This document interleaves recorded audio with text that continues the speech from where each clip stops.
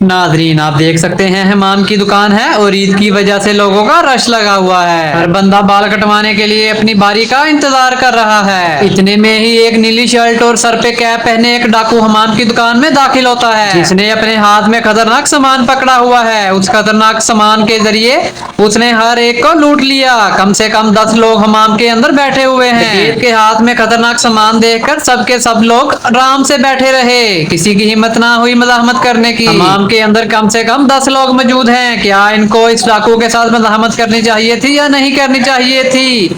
ये कमेंट में आप लाजमी बताएं। आप ये ना समझें कि ये डाकू अकेला था, लेकिन इसके साथ एक इसका साथी बाहर खड़ा हुआ है। इन बेचारों की तो ईद ही खराब कर दी डाकुओं ने। इन सबसे मोबाइल एक एक करके सबसे मोबाइल छीन लिया गया।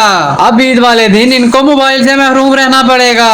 एक बात हमेशा याद रखें, आपका माल तो वापस आ सकता है, लेकिन आपकी जान कभी वापस नहीं आ सकती। इसलिए सोच समझ कर डाकुओं के साथ मजामत करें। अगर आपके पास आपका फांसी सामान मौजूद नहीं है तो डाकुओं के साथ कभी भी मजामत ना करें। इसमें आपकी जान को खतरा हो सकता है।